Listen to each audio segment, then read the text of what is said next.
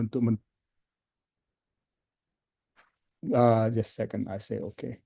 Ya, jadi pengalaman ini yang saya rangkumkan dan juga bagaimana saya mentrain murid-murid untuk cepat bisa menulis paper mereka gitu ya. Jadi itu ada 3 topik yang penting dan sebagai background saya orang Indonesia, lahir di Medan, kemudian kuliah di UI, dari sana dapat peluang ke graduate school di Arizona, dapat PhD selama 4 tahun, kemudian postdoc, kemudian kerja di La Jolla Cancer Research, kemudian kerja di 2 tahun di pharmaceutical industry, kemudian tahun 91 saya jadi asisten profesor dan naik pangkat sampai jadi distinguished professor di sini. Jadi kenapa saya bilang ini? Karena adik-adik di Indonesia yang masih muda-muda, you can do it, I can do it, you can do it. Ya, saya itu apakah Anda you do it in Indonesia or in outside world, that's fine, but you can do it. So I just one message there. Jadi kita kembali ke topik eksplorasi. Jadi saya mau buat full screen. Ya, jadi kita akan bicara tentang exploratory dan translational bench to product. Jadi yang saya bicarakan di sini sedikit bukan small molecule, sedikit ke arah bagian yang saya banyak tahu tentang biotech product, peptida dan protein. Tetapi idenya sama dengan small molecule ya, karena seperti di US itu uh, uh, pharmaceutical industry sudah shifting hampir 50% biotech product atau molekul yang besar, dan masih tetap small molecule itu masih sesuatu yang dikejar ya. Oke, so kenapa saya mau bicara development dan discovery therapeutic itu sukar? Ya, because prosesnya itu sangat kompleks ya. Jadi ada bisa dibagi dua. Tetapi kedua bagian ini tidak terpisah gitu. Dia ada hubungannya. Jadi sangat kompleks dan zaman sekarang ini bukan kayak zaman dulu ya. Zaman dulu kita ada banyak molekul, misalnya dari natural product, kita screen ya bagaimana dia membunuh kanker. Tetapi dengan progress science sekarang kita menggunakan mechanistic base. Jadi kita tahu mekanismenya. Walaupun screening masih ada gitu ya. Jadi ada dua ide zaman sebelumnya. Karena sewaktu saya di industri itu masih 30-an tahun lalu masih screening masih banyak. Tapi sekarang mulai kita harus understand mechanistic ya. Karena dengan mengetahui mechanistic maka kita bisa uh, lebih jitu ya untuk menghilangkan side effect. Nah, untuk development terapeutik itu sangat mahal ya. Tapi pertanyaannya, wah kalau sangat mahal, ngapain melakukannya di universitas? Apakah bisa nanti sukses? Bisa, karena banyak produk-produk dari research-research di universitas uh, menjadi translasi ke patient ya. Karena saya di farmasi, maka bicara kita itu terapeutik. Saya bukan di elektronik, jadi nggak bicara dengan elektronik. Jadi produk kita itu ya terapeutik. Jadi di sini banyak universitas-universitas yang mentranslasi hasil research dari laboratori menjadi hasil research ke uh, ke pasien ya. Walaupun banyak, karena harus berkolaborasi dengan industri. Jadi role dari universitas itu dan research institute itu untuk melakukan research, dan bisa juga ada entrepreneurship di university. Kalau di Kansas itu ada bagiannya yang kalau kita menemukan sesuatu, mereka membantu kita mempaten, dan juga ada bagian dari universitas yang membantu kita untuk spin-off company. It means kita bisa membuka perusahaan yang mendevelop research kita. Gitu. Walaupun kita tidak bisa jadi presidennya gitu. Jadi ada cara-caranya. Nah, setelah itu kita bisa meningkatkan probabilitas dari dari produk tersebut, kemudian kita mencari partner, ya. Dan juga universitas punya bagian dari universitas itu juga mencoba menghubungkan kita dengan partner. Nah, partner itulah yang akan nanti uh, mendevelop uh, hasilnya. Jadi kita hanya tinggal melepaskan teknologinya gitu. Jadi itu makanya di sini ada beberapa produk ya yang hasil kolaborasi dari universitas dan industri. Oke, jadi secara tradisi seperti yang saya bilang small molecule itu yang mendominasi. Tetapi sekarang biotech produk seperti peptida, protein, RNA dan vaksin RNA, protein vaksin itu sudah mulai juga mendominasi ya. Dan inilah yang menjadi uh, cutting edge ya di industri masa depan ya. Jadi mudah-mudahan saya juga senang ke UGM ya sudah ada biotech center yang mulai memikirkan hal-hal seperti ini karena kalau menurut pengamatan saya ya di Indonesia masih research itu masih small molecule, belum eksplorasi big molecules ya. Dan juga uh, seperti yang saya sebutkan di sini sudah 50%. Kalau saya ke Indonesia itu generik saja juga baru kalau nggak salah baru satu dua company yang mulai melihat ke arah antibody therapeutic, peptide therapeutic dan lain-lain. Tetapi saya juga senang melihat banyak researcher di Indonesia yang sudah mulai melihat peptida sebagai diagnostik dan macam-macam atau I'm sorry radiotherapy ya. Jadi ini perkembangan ini mungkin buat adik-adik mahasiswa ini yang harus bukan harus ya ini yang mungkin dipikirkan ke depan ya.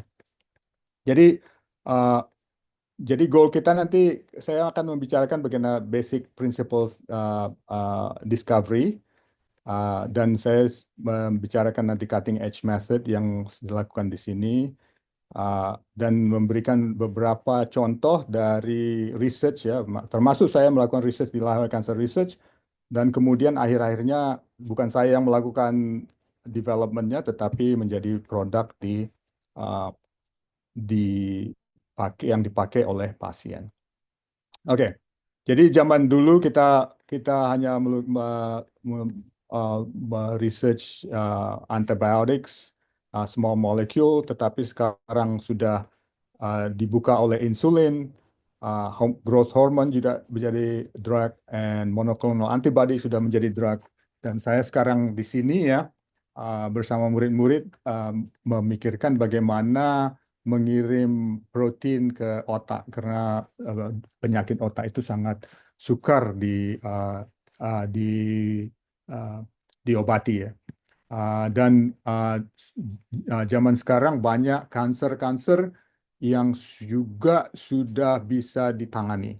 Ya, kayak breast cancer, kemudian beberapa uh, blood leukemia bisa ditangani dengan mengirim toxic molecule menggunakan antibodi sehingga molekul ini tidak pergi ke uh, sel-sel normal, hanya ke sel-sel kanker karena sel kanker tersebut di permukaannya ada markernya gitu. Jadi kita targetkan sehingga toksisitasnya sangat uh, jauh lebih rendah daripada kalau kita mengirim toxic drug tersebut. Jadi zaman sekarang ini ada beberapa disease yang sudah mulai bisa ditangani karena antibody drug conjugate. Jadi uh, seperti yang kita tahu zaman COVID, vaksin juga sudah ada melakukan RNA vaksin. Zaman-zaman sebelum COVID agak uh, RNA itu masih dipikir oh nggak bisa seperti zaman peptide zaman 30 tahun lalu. Nah, sekarang sudah ada delivery method untuk masuk ke sel. Sekarang sudah bisa menjadi vaksin ya, COVID vaksin. Dan vaksin ini juga salah satu solution untuk eradicate disease tertentu ya. Oke, nah tidak sampai di situ saja. Sekarang juga uh, uh, sel di tubuh Anda bisa dirubah uh, sehingga bisa mengatasi kanker, ya, yang namanya CAR T-cell. Nah, ini juga sudah berhasil paling tidak banyak clinical trial termasuk di Kansas, ya, di Children's Hospital ada expert. Dan kayaknya juga di Indonesia mulai dikembangkan, ya. Nah, ini kalau Anda mempunyai kanker, kemudian T-cell Anda diisolasi, kemudian diinjeksi dengan gene yang bisa mengekspresi CAR antigen, ya. Jadi reseptor dari CAR antigen, ya. Jadi kemudian dieksplorasi, diekspansi di test tube, ya, kemudian diinjeksi kembali ke pasien tersebut, ya. Kemudian karena adanya reseptor yang sudah ada di T-cell, dia mengenal cancer cell sehingga bisa membunuh tumor cell. Hasil ini lebih acceptable ke pasien, tidak side effect-nya lebih rendah lah, ya, ya, itu yang paling penting. Jadi karena karena T-cell ini ditargetkan ke cancer cell saja karena dia mengenal antigen di cancer cell. Jadi tidak ada antigen tersebut di normal cell. Jadi hal-hal seperti ini menjadi sesuatu yang sangat-sangat pesat di sini, ya. Dan karena toksisitasnya atau side effect-nya lebih rendah dari small molecule anti-cancer drug, ya.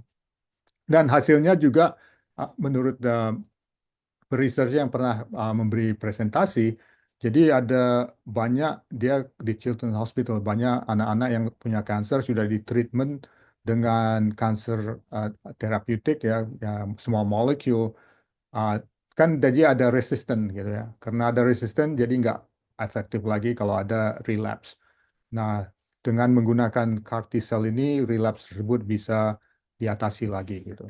Jadi banyak teknologi-teknologi yang harus dikembangkan. Dan kalau Anda pikirkan gitu, bagaimana caranya menstabilisasi sel tersebut? Itu ada salah satu lagi teknologi yang kalau di farmasi, ya, orang-orang pharmaceutics seperti orang-orang yang meriset formulasi, bagaimana memformulasi sehingga sel ini bisa stable beberapa hari, apa beberapa minggu, apa beberapa bulan. Jadi itu uh, banyak teknologi yang masih ya, terbuka buat anak-anak muda kita, ya, buat anda-anda sekalian yang yang akan meniti karir di masa depan, ya. Jadi nanti saya akan bicara tentang discovery dan development, tetapi akan saya menekankan mechanism based discovery, gitu, bukan hanya screening gitu. Jadi ada RGD peptide yang saya lakukan di Lawe Cancer Research sekarang uh, sudah jadi drug. Nah, malah setelah 17 tahun sekarang sudah generic therapeutic, ya. HIV protease juga dengan mekanisme base. Jadi HIV protease inhibitor itu yang mengatasi HIV. Kemudian protein drug conjugates yang sudah dilihat sudah ada hasilnya untuk mengatasi kanker, ya. Jadi dan saya untuk mendevelop ini formulasi, delivery dan preclinical harus ada. Jadi semua murid-murid yang ada di sini itu punya peran, ya, di kedua bagian ini. Jadi memang agak suka. Jadi uh, Anda punya peran di masing-masing step, ya. Jadi ada yang di discovery, Anda harus menemukan active pharmaceutical ingredient, kemudian orang-orang yang melakukan chemistry, sintesa, dan orang-orang biologi yang uh, meng- uh, menganalisa mekanisme, dan farmakologi yang melihat bagaimana efeknya di animal model, dan kemudian orang-orang yang di development bagaimana preformulasi dan formulasi dari senyawa yang akan dikirim ke manusia, dan kemudian bagaimana mendelivernya, apakah dideliver secara injeksi atau secara oral atau secara lung delivery, dan macam-macam. Dan chemistry dan stability dan biologi juga berperan di sini, ya, untuk delivery dan PK dan stability.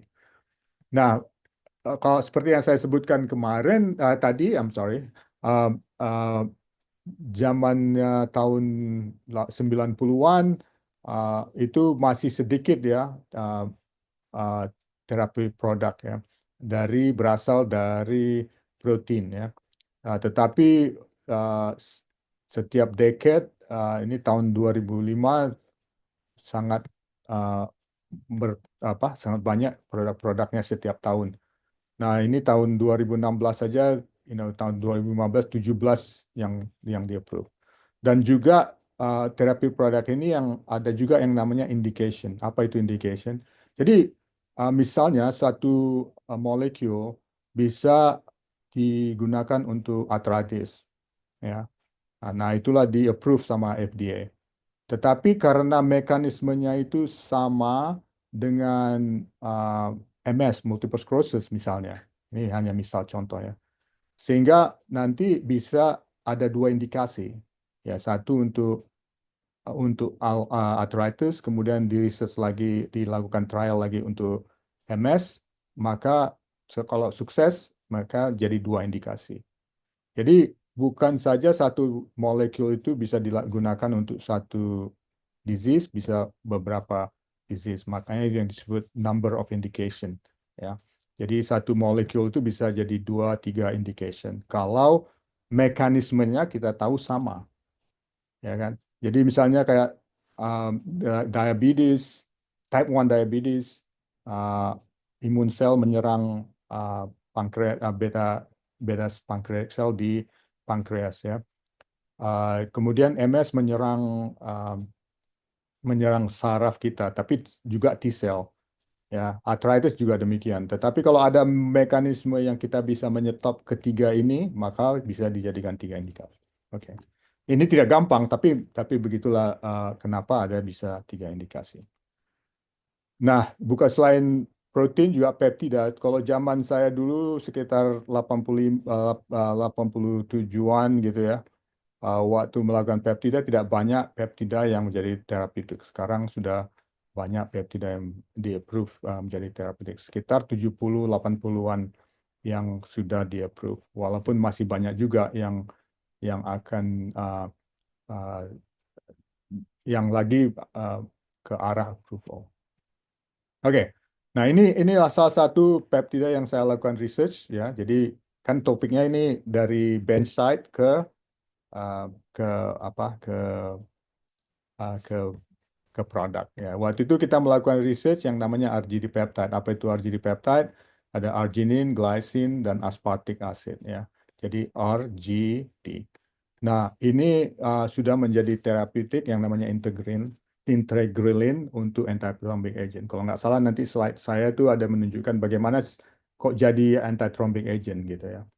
Jadi itu nanti yang riset saya waktu saya di La Jolla Cancer Research ya. Jadi integralin itu juga bisa dirubah menjadi small molecule. Dengan mengetahui, nanti saya terangkan bagaimana ini bisa dirubah jadi small molecule dengan mengetahui struktur dari molekul ini, jadi dirubah menjadi agrastat.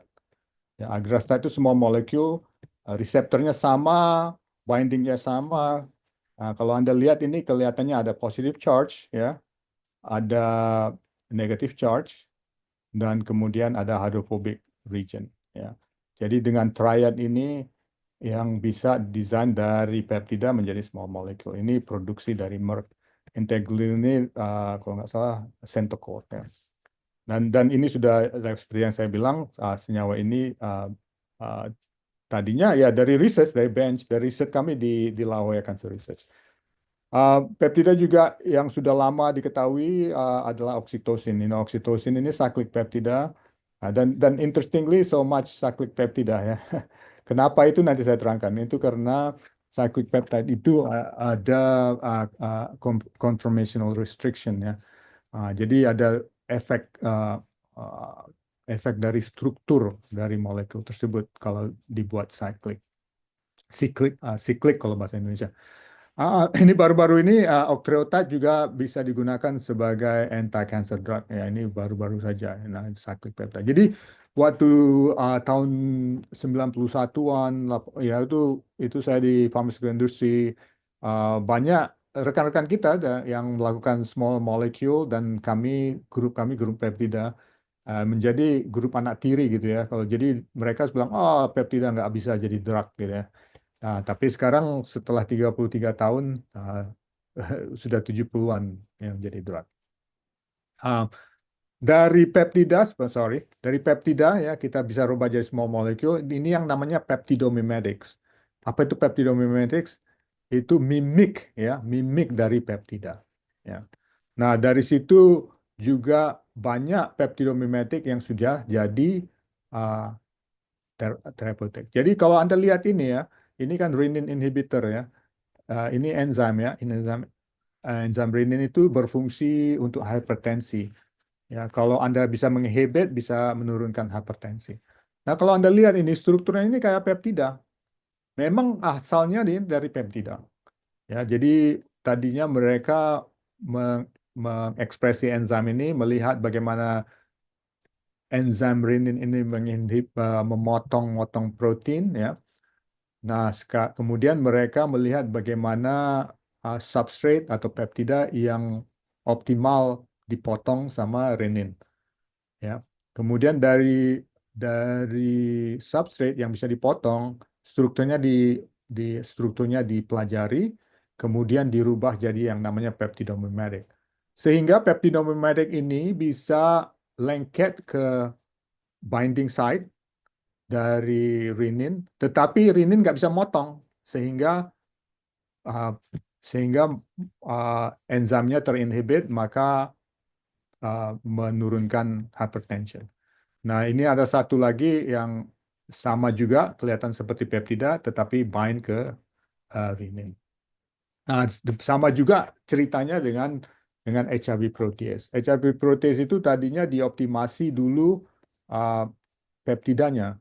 Nah, peptidanya sangat cepat dipotong karena dia lengket ke binding site, ya, ke active site dengan kuat. Nah, kemudian dirubah peptida bondnya, ya, dirubah peptida bondnya kayak di sini yang dipotong di sini, ternyata dirubah nanti bukan peptida, sehingga dia bisa lengket tetapi tidak bisa dipotong, sehingga menginhibit replikasi dari virus. Ya, jadi sudah ada sekitar 10 HIV protease inhibitor ya, yang asalnya dari peptida, tetapi mereka mengevaluasi mekanismenya dulu. Setelah mengetahui mekanismenya, baru memodulasi atau menginhibisi proses dari mekanisme tersebut. Inilah pentingnya mekanisme. Makanya saya ingin menekankan hal-hal ini. Jadi kalau Anda melakukan riset, mudah-mudahan Anda mulai memikirkan mekanisme sesuatu itu. Tidak saja hanya kayak black box gitu ya. Oh ya screen, nggak mengerti apa sebenarnya, bagaimana sebenarnya molekul Anda itu bekerja. Ya, itu yang uh, saya pengen tekankan untuk ke depannya. Nah, seperti yang saya sebutkan, antibody drug conjugate itu juga sudah sangat pesat ya, karena antibody itu dikonjugasi dengan molekul yang sangat toksik yang namanya Mylotarg. Nah, ini sudah bisa sangat, kalau Anda punya leukemia tertentu, langsung di IV dengan molekul ini, ternyata sangat efektif ya. Kemudian ada uh, molekul kedua ya untuk kanker ya, untuk breast cancer yang namanya uh, Kadcycla. Kadcycla itu dikonjugasi dengan molekul yang sangat toksin yang namanya merstatin, sehingga molekul ini hanya pergi ke cancer cell, tidak kemana-mana. Ya, karena kanker sel ini mempunyai HER2 marker ya di permukaannya. Jadi hal-hal seperti ini yang Anda harus pikirkan ke depan, memikirkan bagaimana mekanisme tertentu, bagaimana menghambat atau menstimulasi mekanisme tertentu untuk mendesain molekul-molekul Anda sehingga bisa mengatasi disease atau penyakit-penyakit tertentu. Oke, jadi banyak lagi molekul-molekul yang di pipeline yang namanya ADC, antibody drug conjugate. Ini adalah uh, bukan saja di discovery untuk orang-orang yang formulasi, untuk orang-orang yang melakukan mekanisme farmakologi, banyak hal-hal yang tidak diketahui gitu. Jadi kalau sewaktu saya di industri itu, walaupun kita mechanistic base, terkadang banyak hal-hal yang kita tidak tahu karena kita masih hanya melihat efek like preclinical langsung, tetapi banyak hal-hal yang masih bagaimana uh, memper- memperpanjang stabilitas molekul tersebut, bagaimana mengirimnya dengan cara-cara berbeda. So, jadi, there's a lots of things to do. Oke. Jadi saya mau kembali ke mekanisme base ya. Jadi kalau Anda mau melakukan research, Anda sebaiknya melihat mekanisme apa yang akan saya targetkan gitu. Apa protein apa yang akan uh, saya atasi gitu. Jadi banyak protein-protein di permukaan sel seperti uh, karsinoma, for example, banyak target-target yang Anda bisa pelajari. Bukan saja di dalam, tetapi I'm sorry, di permukaan dari sel, tetapi di dalam sel juga bisa Anda targetkan. Jadi seperti ini ya, ada tumor specific marker yang Anda bisa targetkan. Jadi antibody bisa ditargetkan ke tumor specific marker. Ada yang Anda bisa memodulasi reseptor. Ini spesialisasi saya ini melihat adhesion molecule. Apa itu adhesion molecule? Molekul yang bisa membuat sel melengket ke surrounding atau melengket ke sel lain.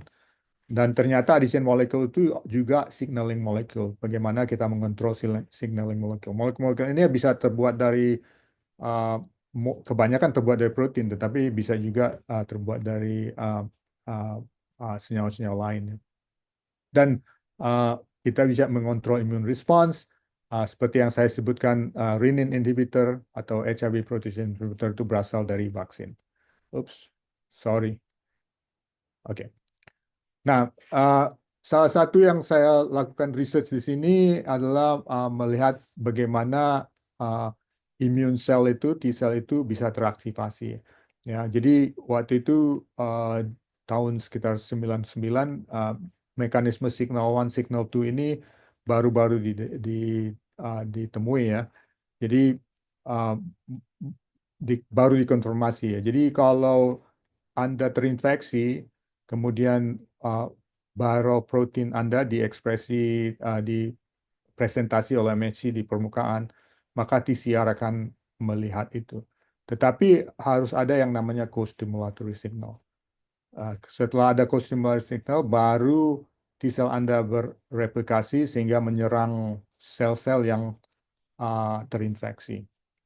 Nah, ternyata itu sangat baik buat pertahanan tubuh Anda. Tetapi terkadang ada antigen yang dari tubuh kita sendiri yang dikenal sama T-cell, sehingga T-cell ini menyerang tubuh sendiri yang namanya autoimmune disease. Jadi ada antigen-antigen yang terrepresentasi sehingga T-cell Anda bisa menyerang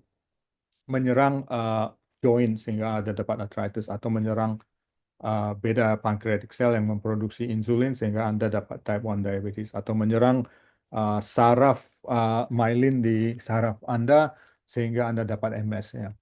Nah, jadi ini mekanisme banyak, bagaimana ada hipotesa mekanisme kenapa ada terjadi autoimmune disease.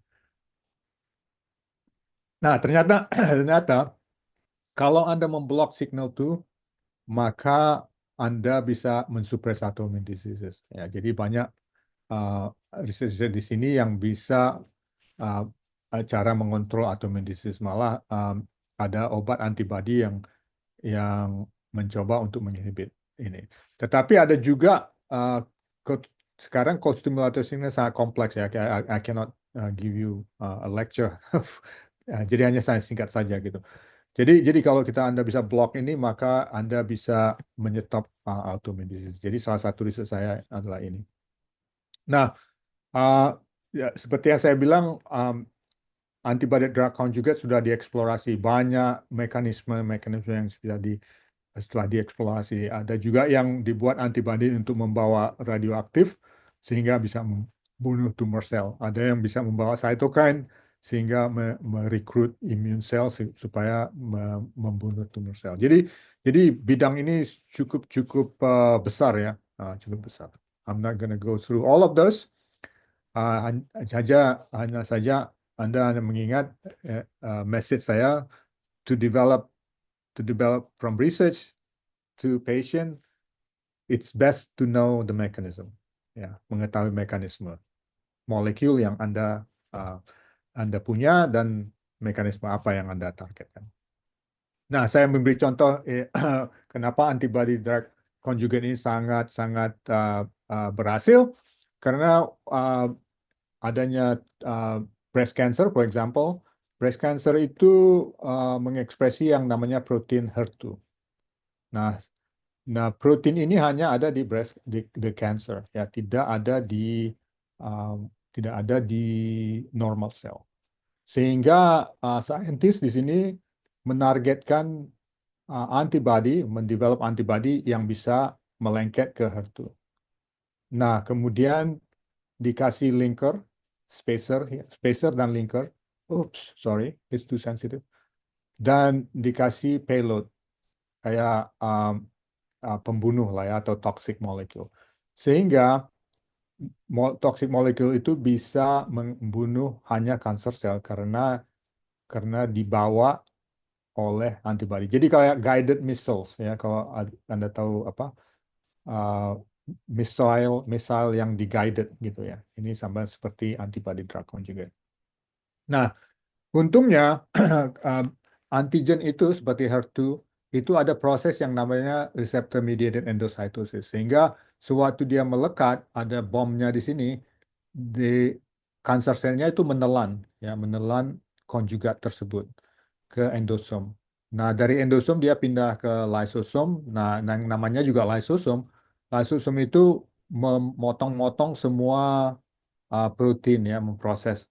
Sehingga terlepaslah ini bomnya dan keluar di cytosolic. Sehingga bom ini bisa mematikan cancer cell. Nah, jadi kalau Anda diinjeksi antibody drug conjugate, dia paling tidak uh, kebanyakan dari antibody drug conjugate itu ditargetkan ke cancer cell sehingga toksisitasnya menjadi lebih rendah.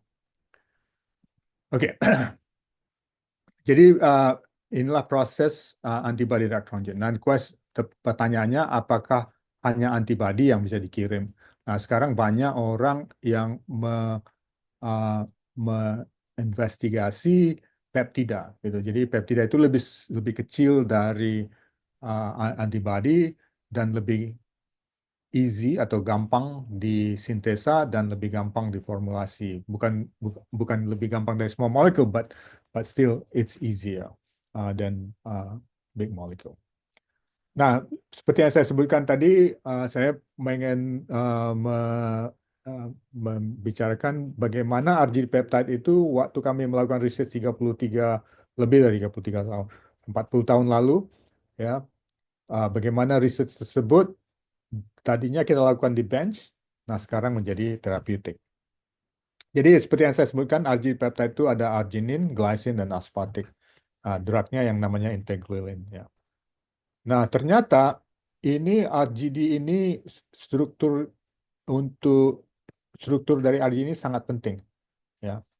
Sangat penting, strukturnya sangat penting. Beda struktur, beda target, beda reseptor. Nah, waktu itu kita belum tahu itu.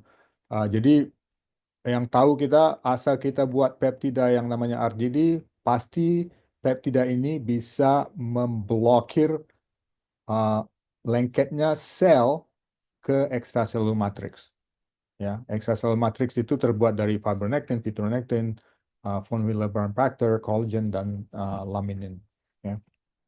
Jadi jadi sel adhesion ini ternyata sangat penting dalam tumor metastasis. Jadi kalau ada tumor di satu site, ya dia lengket ke extracellular matrix. Jadi kalau mau metastasis dia matikan dulu alat pelengketnya, pindah ke organ lain dan menghidupkan alat pelengketnya lagi uh, dan dia tumbuh di organ lain. Makanya dia bisa metastasis. Nah, itulah yang kami pelajari, basic science yang kami pelajari sewaktu kami di La Jolla Cancer Research.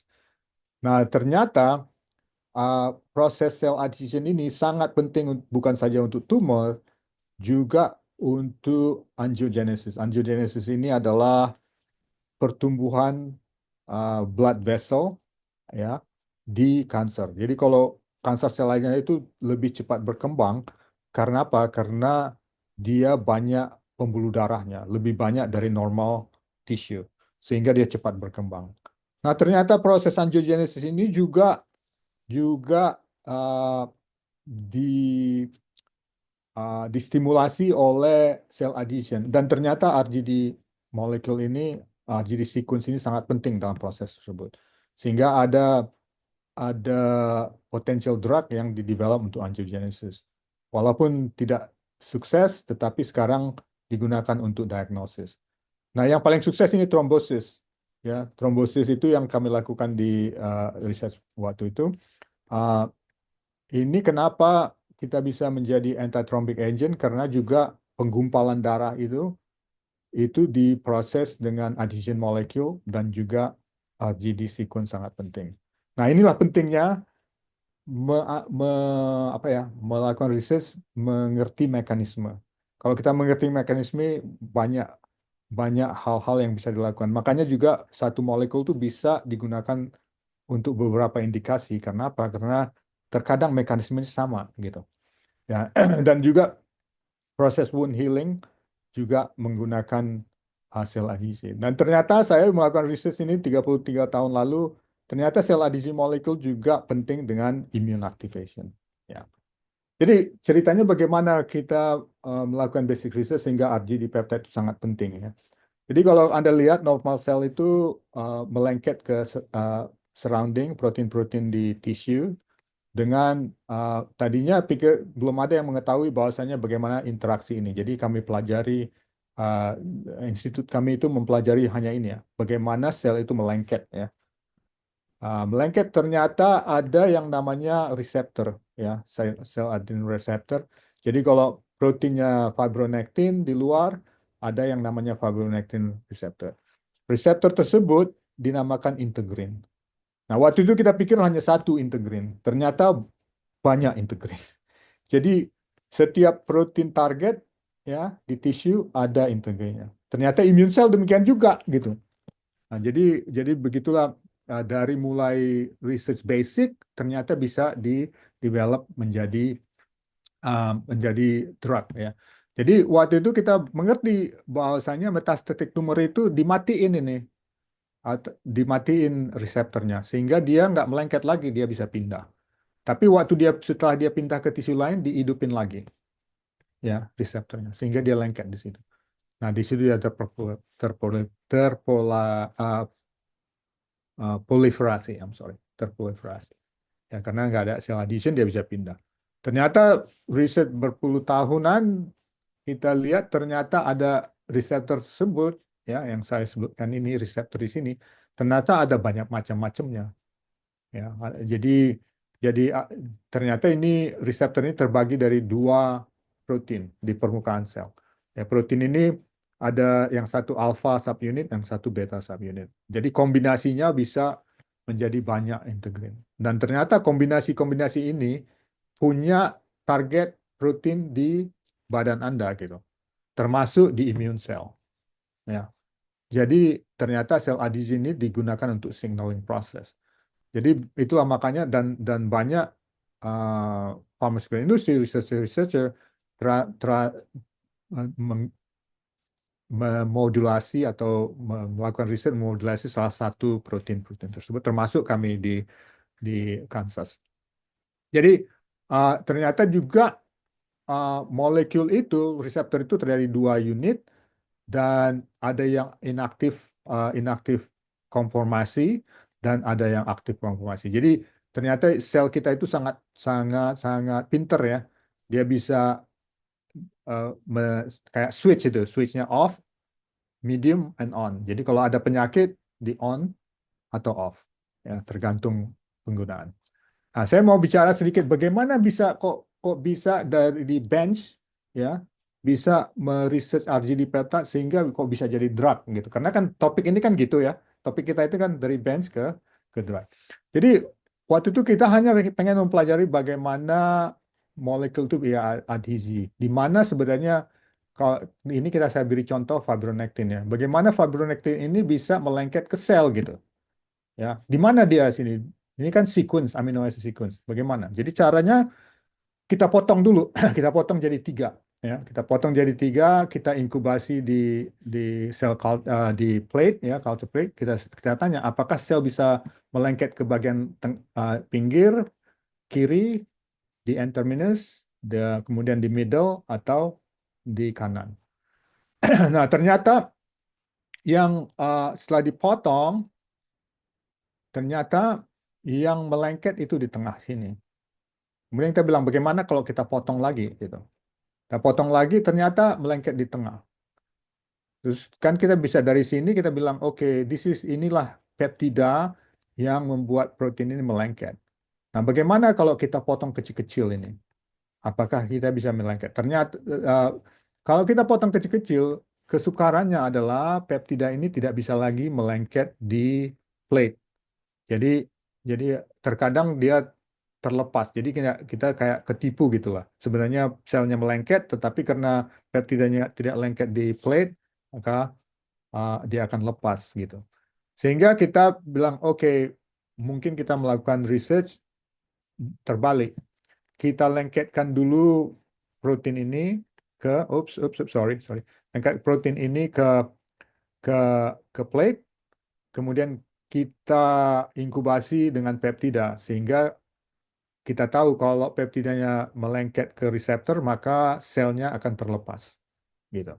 Jadi inhibition rather than direct binding ya. Jadi ternyata setelah kita melakukan riset tersebut kita tahu bahwasanya yang penting ini arginin, glisin, aspartate. Waktu itu reviewer kita waktu nulis grant ya nggak percaya masa sih tiga amino acid bisa penting kok. Nggak mungkin itu. Nah, dia akhirnya ya ya it's become a therapeutic jadi it's true ya. Jadi kita melakukan riset ini karena peptida agak sukar, kita buat uh, fibronectin di sini, kita lengketkan sel. Tetapi kalau kita inkubasi ke peptida, dengan peptida terjadi kompetisi untuk reseptor. Kalau peptida benar-benar melengket ke reseptor, maka terjadi inhibition. Nah, inilah yang kita lakukan ya. Ini terjadi inhibisi, jadi bisa lihat IC50. Nah, protein ini bisa menginhibit uh, 0.25 micromolar, ya cukup nggak poten sih, tapi uh, millimolar, ya nggak poten, 200 micromolar. Tetapi kita tahu ini yang menginhibisi ya. Kemudian kita potong menjadi dua, ini tidak menginhibisi, sebelah kiri menginhibisi. Kita potong lagi, ini menginhibisi, sebelah kanan tidak menginhibisi. Akhirnya kita punya konklusi kita butuh RGD untuk menginhibisi. GRGDS dari yang kecil ini yang paling penting. Kita rubah saja sedikit jadi V tidak poten. Gitu.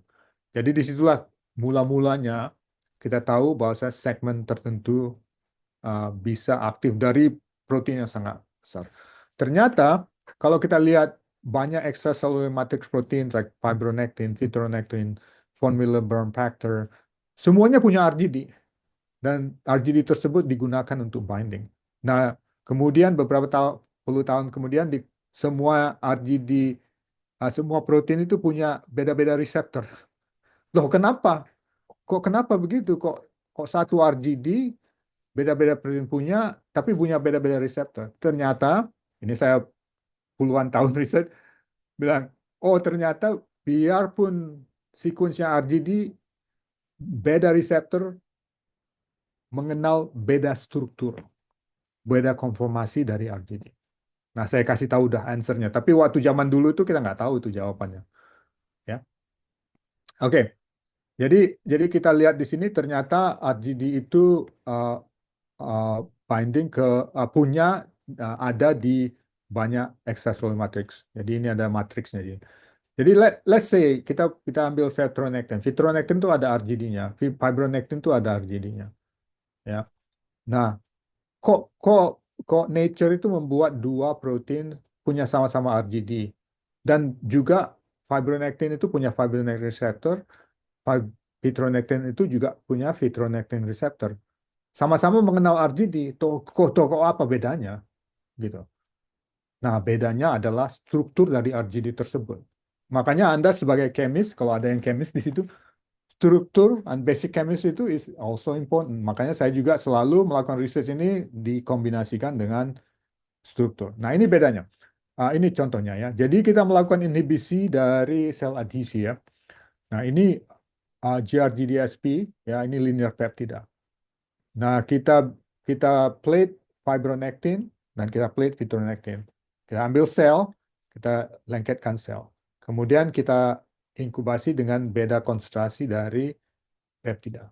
Nah, lihat ini untuk linear peptida ya, ternyata linear peptida ini uh, lebih bagus. Nah, ingat ya, linear peptida ini ternyata datangnya dari fibronectin. Tapi karena dia dibuat linear peptida, mungkin konformasinya juga sudah berubah karena sudah dipotong dari fibronectin. Dia malah lebih bagus melengket ke reseptor dari fibronectin. Nah, makanya dia menginhibisi lebih bagus dari untuk fibronectin reseptor daripada untuk fibronectin reseptor. Tapi dan kemudian kalau kita bikin cyclic, malah lebih bagus. Kita lihat lagi, malah lebih bagus lagi untuk menginhibit fibronectin daripada fibronectin. Malah untuk fibronectin ini malah lebih jelek. Nah, jadi konklusinya itu konformasi atau struktur dari RGD peptide itu yang membuat dia selektif.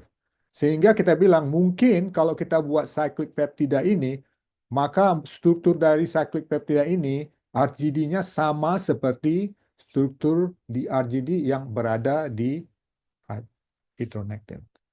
Nah, zaman dulu itu it's difficult, nobody knows ya. Tapi karena banyak ya begitulah research kan. You said you have a hypothesis, kemudian kita prove di hypothesis. Hipotesisnya kita prove. Nah, kok bisa jadi antitrombik? Kok bisa jadi terapeutik yang namanya antitrombik? Jadi kalau kalau Anda tahu kan terkadang ada orang yang kena heart attack ya. Tahu heart attack kan? Ya, heart attack ternyata heart attack mungkin disebabkan karena penyumbatan di pembuluh darah. Tuh, kok kenapa penyumbatan pembuluh darah? Mungkin bertahun-tahun ya apa arteri mereka, pembuluh darah mereka yang dekat ke jantung itu menyempit ya. Dia terlalu banyak makan hamburger mungkin ya. Nah, karena menyempit ya pressure dari heart itu memecahkan pembuluh darah. Nah, seperti Anda luka, kalau Anda luka, apa yang terjadi kalau Anda luka? Kalau Anda luka terjadi penggumpalan darah sehingga lukanya tertutup. Nah, itu bagaimana caranya pembuluh darah itu uh, uh, menut, sorry, bagaimana caranya terjadinya penutupan luka? Ya ini platelet. Platelet yang ada darah putih platelet yang ada di badan Anda itu ada yang namanya punya integrin receptor yang namanya GP2B3. Kenapa dinamakan GB2B3 bukan platelet receptor? Karena zaman dulu mereka tidak tahu bahwasanya itu integrin, ya. Itu integrin receptor. Sama seperti ternyata ternyata integrin receptor itu melengket ke RGD sequence dari fibrinogen, ya. Dia fibrinogen itu terdiri dari tiga rangkai protein. Tiga rangkai protein ini dua dari tiga itu mempunyai RGD. Sehingga kalau Anda terluka, nah ini orang yang dapat heart attack ini ternyata pembuluh darahnya terluka karena pressure dari blood pressure. Terluka, jadi tubuh kita pengen pengen menyembuhkan luka tersebut. Nah, terjadilah aktivasi dari platelet. Setelah teraktivasi, RGD dari fibronectin itu terlengket ke satu sel, kemudian sel lain terjadilah penggumpalan darah. Nah, dari penggumpalan darah, maka itu disebabkan oleh RGD, gitu. Salah satu sebabnya, ada banyak sebab ya. Nah, salah satu mekanisme. Karena kan badan kita tuh banyak mekanisme. Nah, disitulah idenya bagaimana kalau kita kena stroke kayak gitu, pembuluh darah tergumpal. Biasanya yang diinjeksi itu yang namanya uh, uh, ada enzim yang diinjeksi, escape my mind right now. Jadi dipotong-potong sehingga pembuluh darah uh, kembali terlancar. Ya, Ternyata itu karena dia protein. Kalau seseorang itu diinjeksi dengan protein tersebut pertama kali, it's effective. Kedua kali mungkin lebih kurang efektif. Ketiga kali tidak efektif lagi. Kenapa? Karena dia protein yang diinjeksi uh, uh, ke tubuh kita, sehingga tubuh kita me, apa, mensimulasi produksi dari antibodi. Sehingga ketiga kali diinjeksi, antibodi menangkap protein tersebut, jadi tidak efektif lagi. Jadi perlu alternatif. Jadi makanya kita memikirkan bagaimana kalau kita buat RGD ini selektif untuk GP2-BTA sehingga bisa diinjeksi menjadi anti-thrombik. Itu idenya. Ya. Oke, jadi waktu itu saya juga mula-mula melakukan research ini. Gampang sebenarnya kita isolasi platelet, kita stimulasi platelet menjadi agregasi, kita lihat turbidity, optical density, sehingga kalau kita lihat di sini uh, optical density-nya menaik ya kalau misalnya kita agregasi. Tapi kalau kita inhibisi dengan peptida, maka tidak ada agregasi gitu. Jadi kalau kita lihat di sini nggak ada peptide terjadi teragregasi, kita kasih low dose RGD peptide menginhibit, kalau high dose sama sekali tidak terjadi gumpalan. Jadi inilah yang dasar-dasarnya waktu itu dari bench ya, dari research, basic research yang tadi tidak tahu tujuannya, kita mengerti banyak mekanisme, makanya kita selalu baru memikirkan bagaimana aplikasinya dan menjadi develop therapeutic. Jadi konklusinya RGD itu bisa menginhibit platelet aggregation, kemudian kemudian kita bisa menggunakannya menjadi anti-thrombic agent.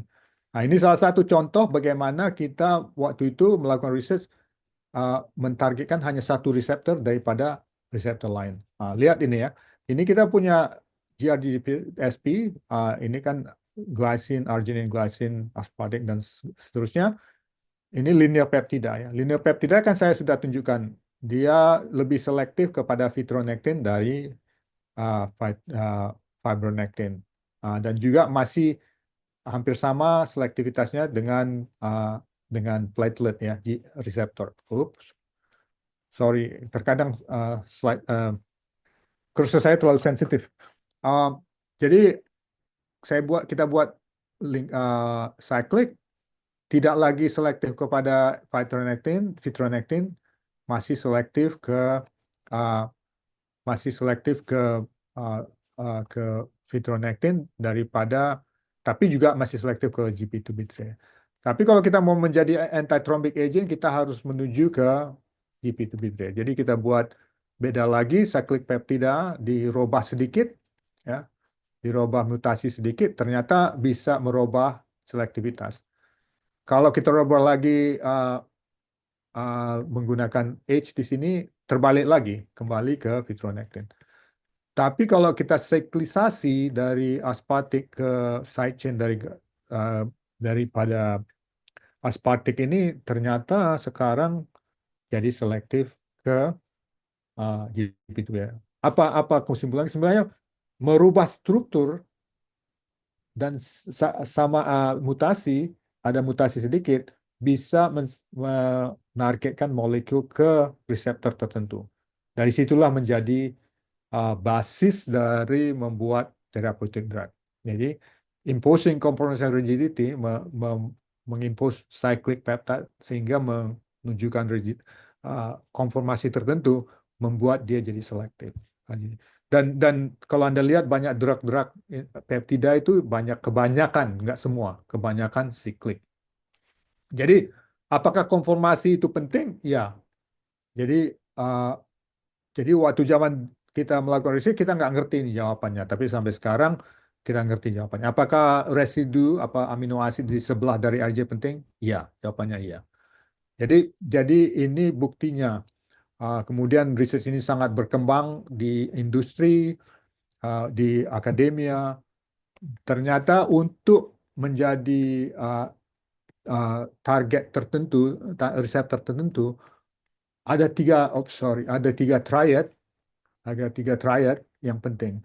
Salah satunya positive charge, negative charge, dan hydrophobic. Nah, kalau kita rearrange ini dengan jarak-jarak tertentu R1, R2, R3, maka kita bisa menargetkan ke arah integrin tertentu atau GP2B3A atau fibronectin atau fibronectin receptor. Jadi itulah makanya kita bisa menggunakan RGD menjadi therapeutic agent.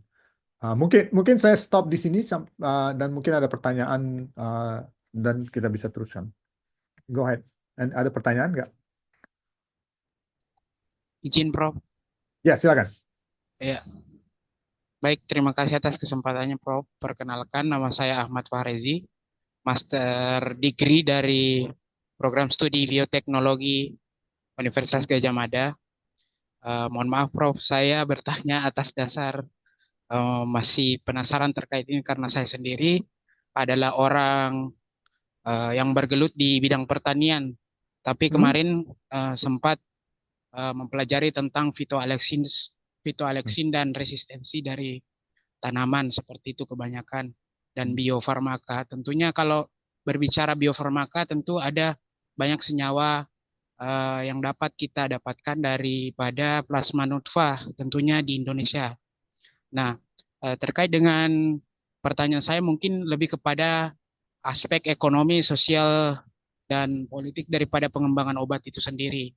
Hmm. Nah, eh, kemarin kami berdiskusi dengan Prof. Subagus, mungkin Prof. juga kenal Ya, saya dengan tahu. beliau, eh, terkait dengan pengembangan obat daripada bahan biofarmaka di Indonesia itu sendiri, itu mungkin juga di Amerika entah bagaimana regulasinya, Hmm. apakah juga setelah kita bersusah payah di bench, mungkin di laboratorium dalam mengembangkan metode-metode pengembangan obat, itu ternyata pada uji klinis itu sangat memakan waktu yang lama.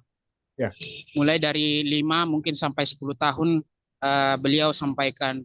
Apakah itu juga dapat memengaruhi daripada proses-proses pengembangan yang Prof. Teruna barusan jelaskan itu? Bagaimana pendapat Prof. terkait hal tersebut? Kemudian pertanyaan yang kedua, apakah metode-metode yang disampaikan Prof. ini itu berlaku pada pengembangan obat-obat yang berada di negara-negara tropis? Karena sepengetahuan saya penyakit-penyakit untuk di setiap benua bahkan negara itu yang berbeda iklim itu tentunya pengembangannya berbeda-beda.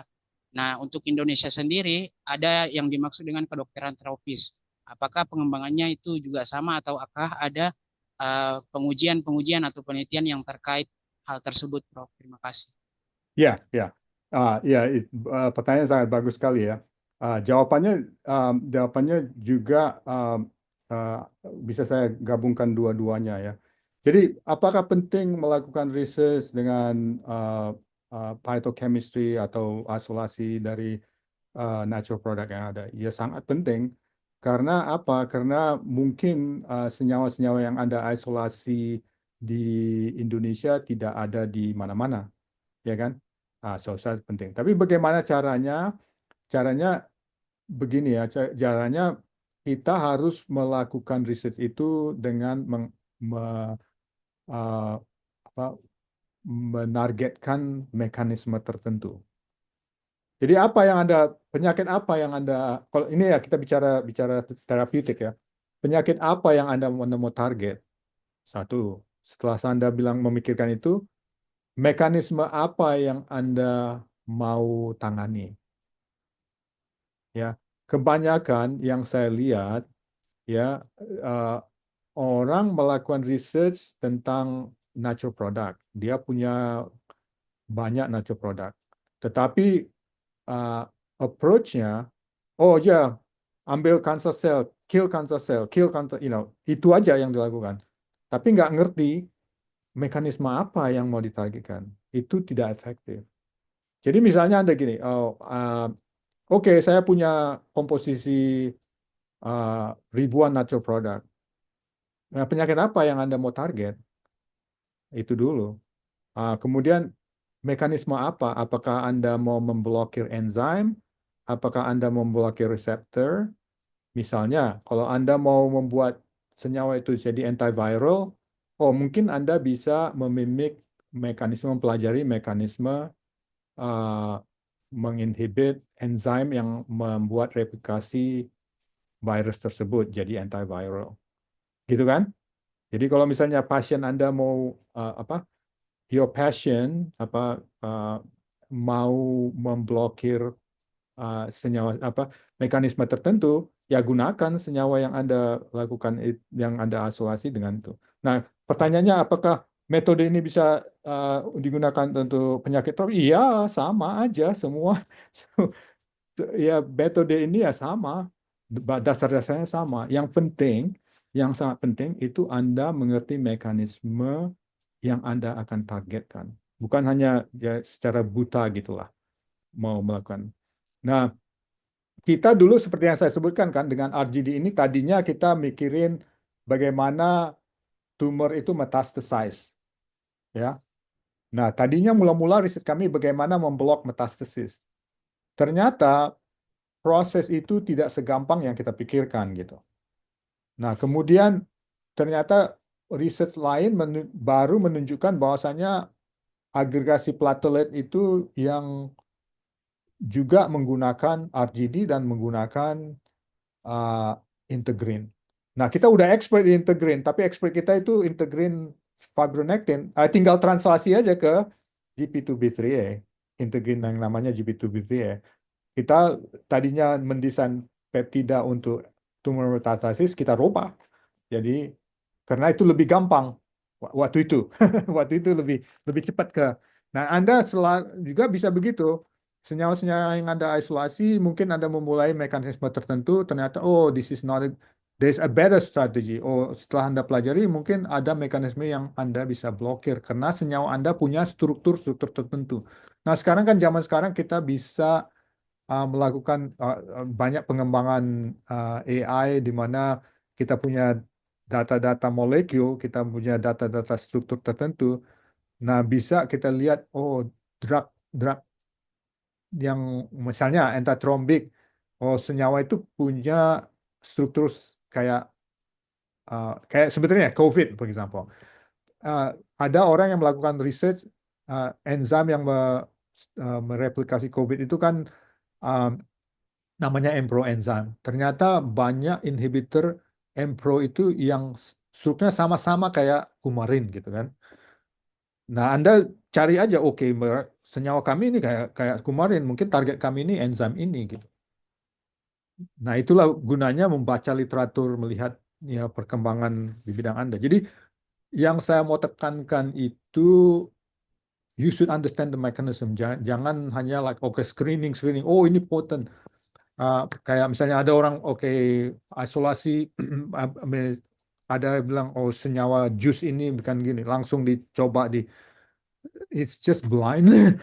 I'm sorry, it's blindly, you cannot do it blindly, harus mengerti mekanisme lebih baik demikian dan metode itu ya sama ya, tropical disease apa aja. Nah, makanya sebenarnya kalau saya ke Indonesia itu pikir, apa sebenarnya problema-problema yang ada di Indonesia bisa digunakan dengan Indonesian solution, Why not? Because metodologinya kan sama gitu. Jadi kita tidak perlu kompetisi sama Amerika yang sudah maju di bidang tertentu, tetapi dia tidak punya akses ke penyakit-penyakit tertentu di Indonesia. Nah, Anda sendiri yang solve. That's my thought. Ya. Itu bisa terjawab nggak? Ya. Ada lagi nggak pertanyaannya? Itu bagus pertanyaannya. Baik, terima kasih Prof atas pencerahannya. Makanya saya semangat mengajarkan ini, kenapa? Itu metode-metode ini bisa diaplikasi kemana saja gitu. With modification ya, dengan Anda harus memodifikasinya ya karena ada trik-trik tertentu kan untuk melakukan riset. Ya, ada lagi? Ada yang di chat Prof ini. Ya, tolong dibacain Bu, karena saya nggak bisa lihat chatnya. Oke. Yang pertama dari Mbak Rini Khairunisa menyatakan izin bertanya untuk decision kapan peptida lebih baik stay sebagai peptide dan kapan peptida sebaiknya dikonversi menjadi peptidomimetik, itu bagaimana? Very good question. Jadi begini, peptida itu kalau Anda lihat ini strukturnya masih bisa lihat ini kan, uh, si peptida itu banyak peptida bond ya banyak peptida bond sehingga karbonil dan NH ini bisa berinteraksi dengan air. Jadi dia punya banyak high hydrogen bond potential dengan water. Jadi kalau badan kita itu kan sekitar 75% air, ya. Kalau kita injeksi ke tubuh, maka ini akan di surrounding dengan water. Sehingga kalau jadi berarti propertinya itu sangat hydrophilic, ya. Jadi kalau dia sangat hydrophilic, itu biasanya tidak bisa kita gunakan deliverynya sebagai oral delivery. Jadi orang-orang yang di pharmaceutic yang jago drug delivery, dia udah tahu, oh this molecule can't be oral, nggak bisa oral, harus diinjeksi. Nah, kok maunya pengennya oral delivery? Ya karena compliance, pasien itu nggak suka diinjeksi, takut sama jarum, divaksin aja takut. Jadi lebih baik jadi oral. Tapi kalau sudah tidak ada solusi, ya pasti di. Nah, kenapa ini dirubah jadi agrastat? Mereka mencoba supaya bisa oral. Tetapi karena adanya charge di sini, masih juga nggak bisa oral. Nah, tapi kemarin tadi kan ada di slide saya yang pertama, ada octreotide. Octreotide itu anti-cancer. Ternyata octreotide itu anti-cancer. Kalau Anda lihat strukturnya, dia sangat hidrofobik. Nah, jadi dia masih bisa masuk melalui uh, melewati intestinal mucosa. Dia masuk ke sel, keluar ke darah. Jadi bisa oral, walaupun absorpsinya sangat rendah. Tetapi karena dia sangat poten, dia bisa digunakan sebagai oral drug. Jadi decision kadang-kadang bisa dilakukan karena adanya struktur dan delivery apa. Tapi terkadang nggak ada. Kalau Anda lihat mana ya saya tadi HIV protease inhibitor. Oh here, I can do it. Jadi kalau Anda lihat HIV protease inhibitor itu dia peptidomimetic. Jadi kenapa? Karena dia cukup hydrophobic. Jadi bisa di oral. Jadi HIV protease itu oral delivery. Ya, jadi itu keputusannya banyak gitu. Ada delivery, ada you know, terkadang juga stability. Ya. Kadang-kadang peptida itu tidak stabil di formulasi dibandingkan dengan peptidomimetic. Karena kayak ini aspartik ini ya. Aspartik ini bisa bisa memotong loh, bisa memotong peptida bond gitu. Jadi dia terbuka gitu, nggak ada. Jadi kalau diformulasi dia bisa terpotong sendiri gitu. Nah, kalau dirubah jadi peptidomimetic, dia jadi lebih stabil di bloodstream atau di formulasi. Jadi itu banyak step-stepnya gitu. Ya, ada banyak decision. Walaupun terkadang translasi dari sini ke sini itu nggak gampang.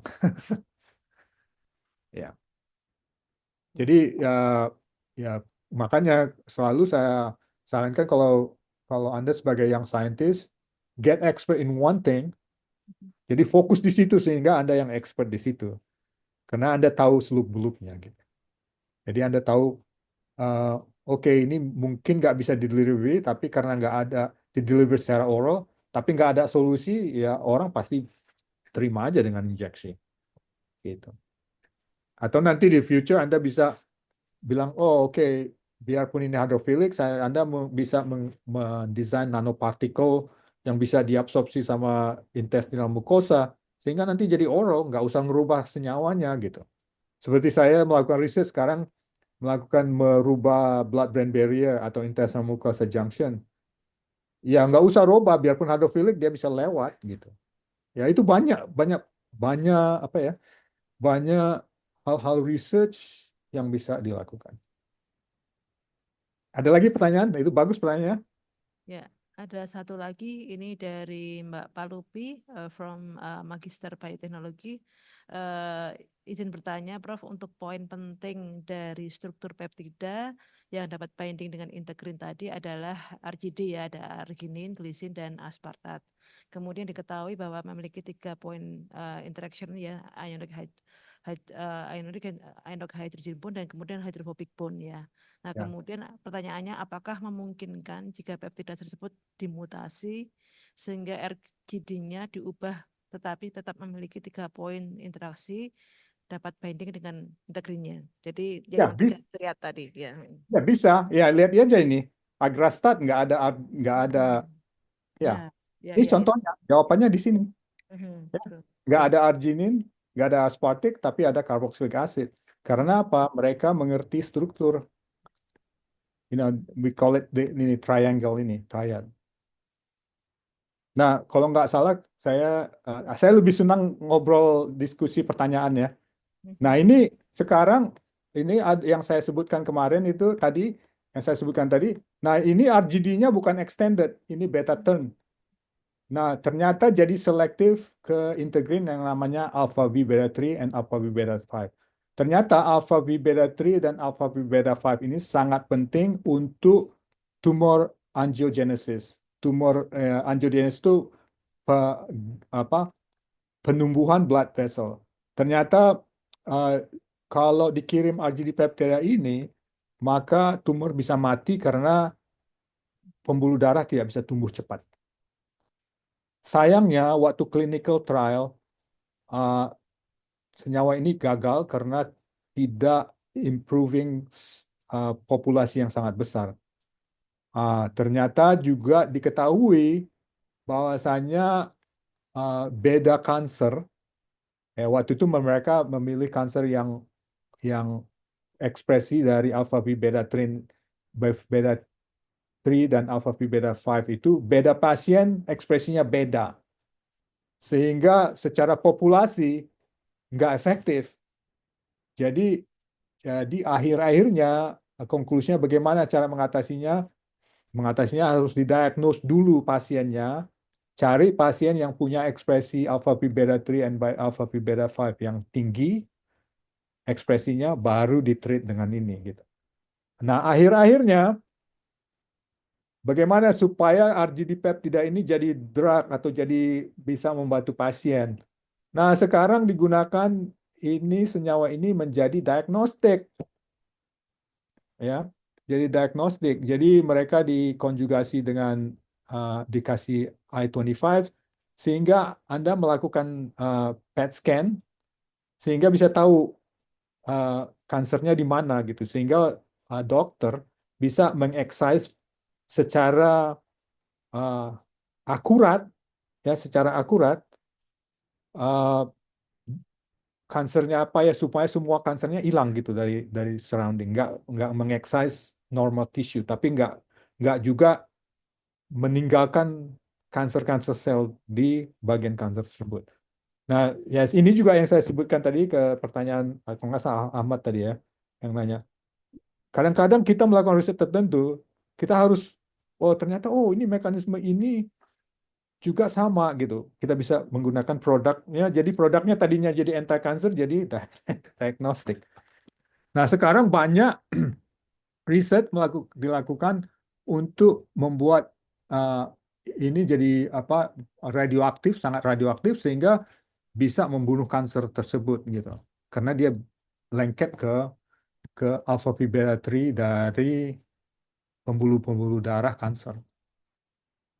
Ya, jadi makanya saya bilang kalau Anda menjadi expert di bidang tertentu, jadi banyak tahu lika-liku tertentu dalam mekanisme tertentu.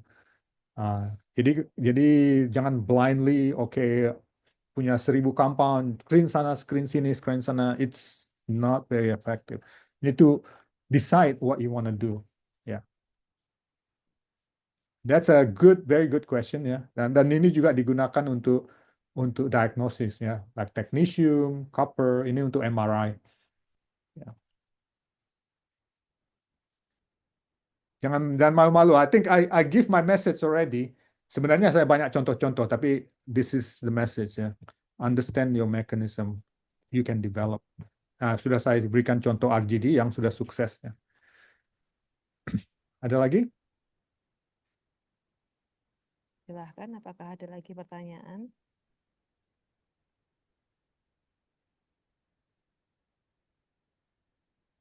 Oke, mungkin 5 menit aja ya. 5 menit saya kasih salah satu contoh bagaimana orang mendesain enzyme inhibitor ya.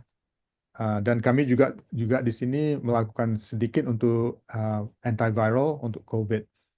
Nah, bagaimana cara orang mendesain HIV protease inhibitor ya? HIV protease inhibitor itu kan antiviral HIV yang sudah dipakai ya. Kalau zaman dulu orang takut dengan HIV, now people not worry about that. Ya. Jadi ternyata virus itu menggunakan reseptor di surface untuk masuk ke sel ya, in this case is T cell ya kalau HIV. Dan masuk ke sel, dia mendamping isinya sehingga dia mensintesa protein. Nah, dan protein itu juga mensintesa enzim. Nah, enzim itu memotong-motong protein poliprotein ya, sehingga dia bisa membangun bola virus. Nah, yang namanya protein tersebut adalah HIV protease ya, secara singkat. Nah, itu aspartate protease. Nah, ini substrate-nya. Jadi poliprotein HIV itu diproses oleh HIV protease. Jadi tadinya yang namanya gapol protein. Nah, di ujungnya ada enzim. Dia memotong diri sendiri dan mulai memotong gapol protein ini menjadi 9 tempat sehingga menjadi potongan-potongan protein yang bisa dibuat jadi bola virus. Itu idenya. Jadi idenya apa? Kalau kita memblok enzim ini, maka gapol protein ini yang diproduksi oleh gene produk dari HIV protease yang masuk ke dalam sel, dia jadi tetap aja molekul besar, tidak bisa dipotong-potong membuat bagian-bagian dari bola virus sehingga dia nggak jadi replikasi virus. So, jadi dengan mengerti interaksi simple ini aja, kita bisa mendesain enzim inhibitor. Jadi tadinya mereka mendesain peptida dan mempelajari peptida apa yang sangat ketat lengket di enzim ini. Itu aja risetnya bertahun-tahun. Dan juga mereka melakukan X-ray structure dan juga melihat struktur peptida yang lengket ke situ. Jadi dari situ mereka mengetahui bahwasanya ada struktur tertentu, sequence tertentu yang sangat ketat lengket di sini sehingga dia dipotong menjadi 2 fragmen. Oke. Nah, ternyata mereka mengoptimasi fragmen-fragmen tersebut. Tadinya dioptimasi adalah mutasi-mutasi peptida sequence ya. Setelah dia mutasi, dia tahu potongannya di sini, di peptida bond ini. Dirobahlah bagian ini menjadi tidak peptida lagi. Kalau Anda lihat di sini. Ini yang namanya bioisosteer. Kalau Anda menginjeksi ini, peptida ini, maka dia dipotong dengan cepat. Kalau Anda menginjeksi ini, dia lengket ke enzim, tetapi tidak bisa dipotong, sehingga dia menjadi inhibitor. Dari sinilah mereka merubah dari peptida, seperti pertanyaan berikutnya, menjadi peptidomimetic, sehingga menjadi HIV protease inhibitor. Nah, ternyata bisa peptida bond itu bisa dirubah dengan senyawa-senyawa kimia tertentu yang sama, yang namanya mimetic bioisosteer, hampir sama bentuknya dengan peptida bond. Ini contoh-contohnya. Jadi tadinya mereka mengoptimasi peptida ini. Ini sequence yang sangat lengket, ya, ini contohnya di sini, ke HIV protease. Nah, ini peptida bond ini yang terpotong. Apa yang dilakukan mereka? Dirubah saja sedikit. Dirubah sedikit, itu menjadi HIV protease. Of course, this is take forever. Nah, sama dengan ini juga indapamide. Dirubah peptida bondnya dirubah menjadi. Jadi kami juga di sini melakukan riset yang sama waktu zamannya COVID. Jadi COVID itu enter the cell dan dia ada yang namanya ada yang polipeptide yang disintesa, ada yang namanya Mpro enzim itu yang memotong-motong poliprotein ini untuk membuat bola virus. Jadi riset kami ekspresi protein itu mencoba menginhibit dari senyawa itu. Nah, ternyata kalau Anda pernah ada banyak orang yang melakukan riset ini dengan mendesain peptidomimetic yang menginhibit antiviral tersebut. Nah, ternyata Paxlovid, ada yang pernah makan Paxlovid. Paxlovid itu adalah salah satu senyawa enzim inhibitor juga yang menginhibit MPRO. Nah, kami di sini kebetulan saat itu saya di Sterling mempunyai library peptida. Kemudian kita bisa sekarang menemukan sequence apa yang optimal untuk MPRO. Dengan itu kita sekarang melakukan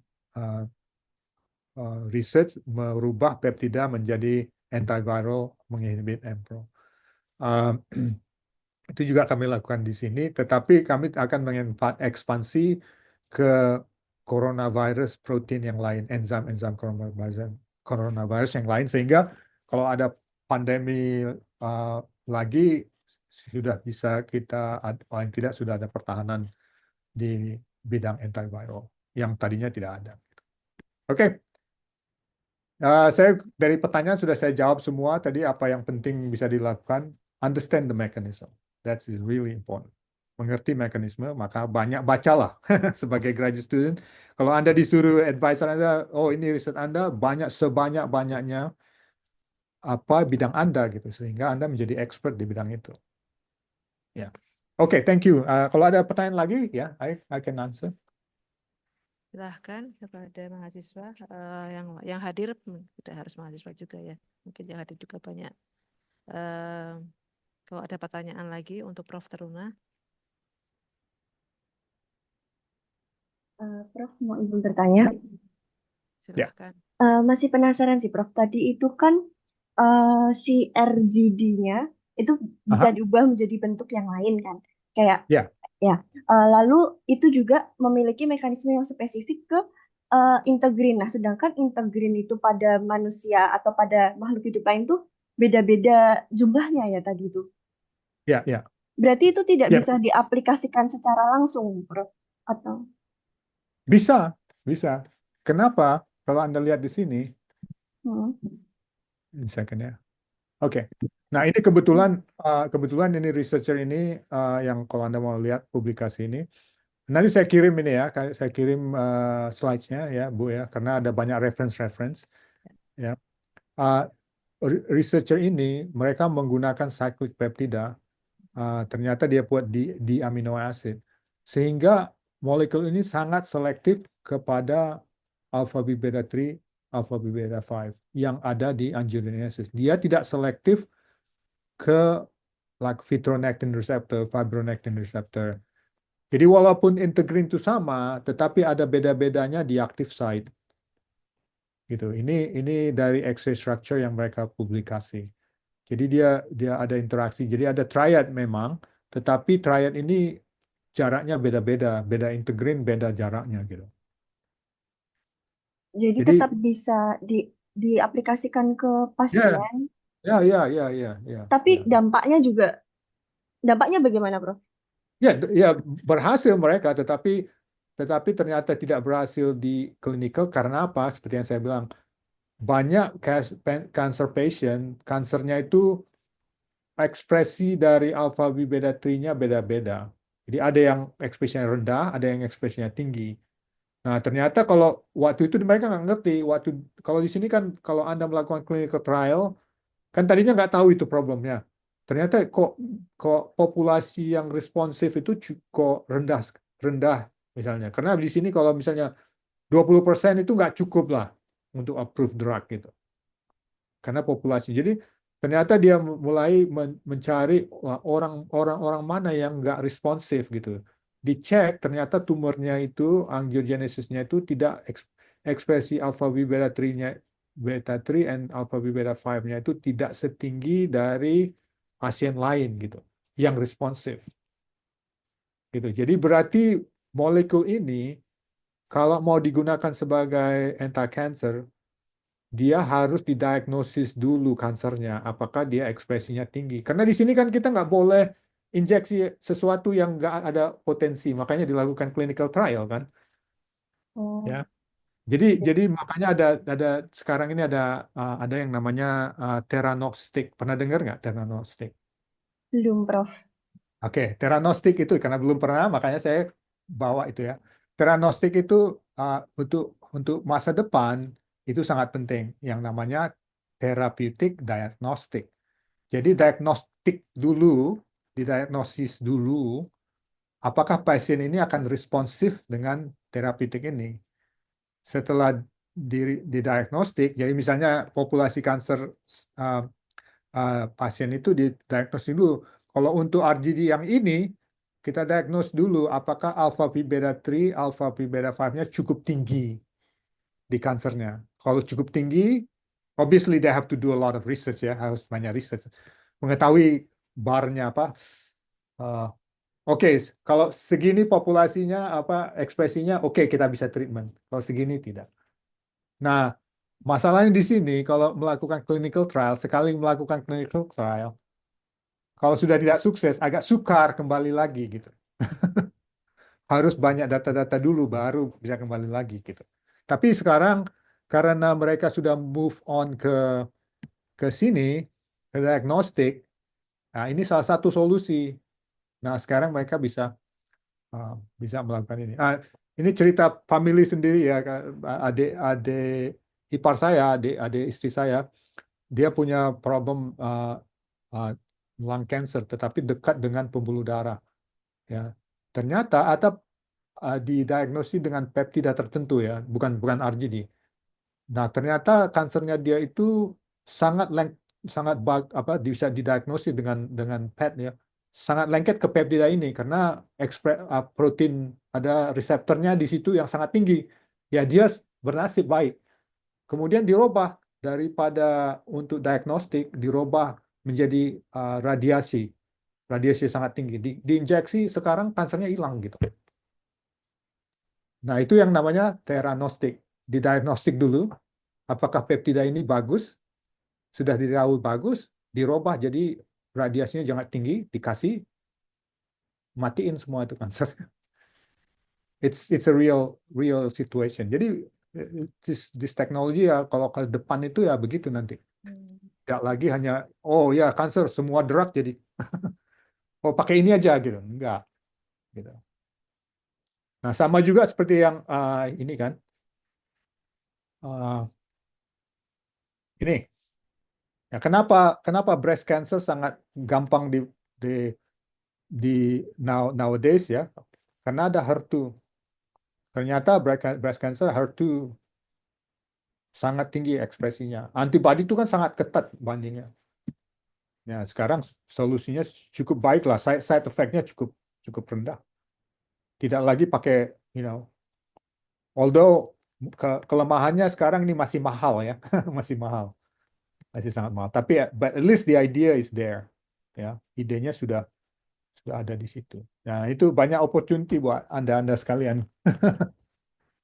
A lots of opportunity. Kayak mungkin peptida atau protein selain antibody, peptibody atau antibody dari ya yang small antibody. There's so many things. Ya. Ada lagi? Izin Prof, ingin mengonfirmasi, Ya, silakan.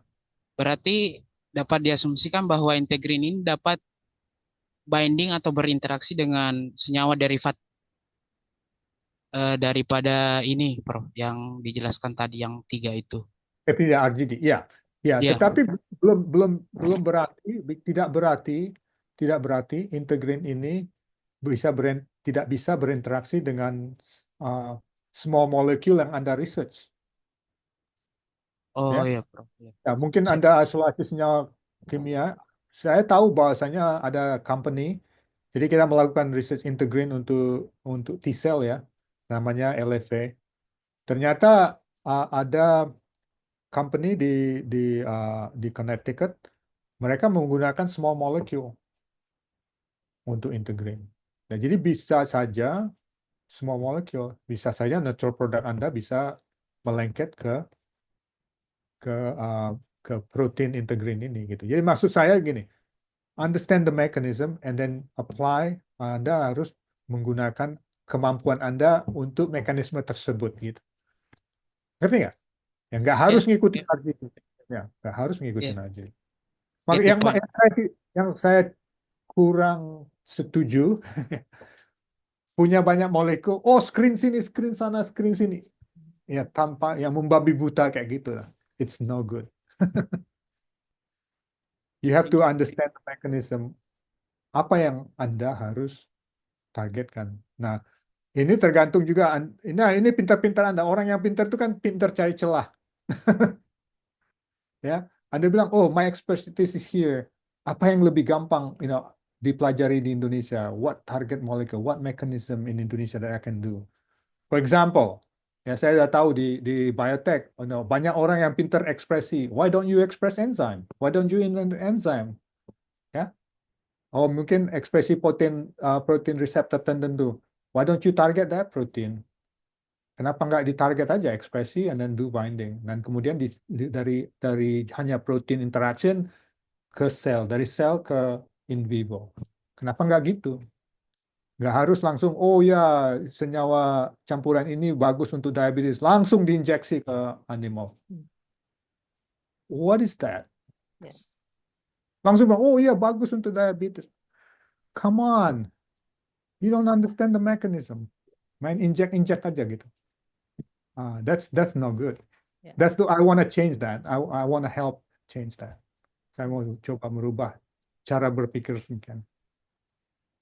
Yeah. Any other question? Yeah.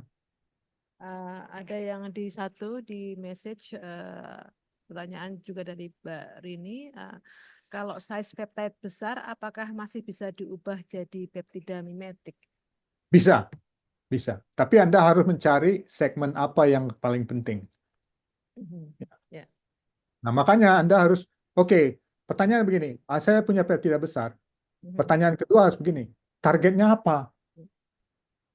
Kemudian misalnya targetnya protein, nah bisa nggak saya ekspresi protein ini? Oh, bisa nggak saya cari sel yang ada protein ini gitu? Gitu caranya. Nah, sudah tahu mungkin cari sel yang punya ekspresi protein ini. Kemudian kita ambil peptida ini, kita label dengan, kita tag dengan fluoresen, kita do flow cytometer. Kita cari, oh apakah dia lengket nggak ke reseptor ini gitu. Kalau bisa kita inhibit dengan peptida yang tak punya fluorescence.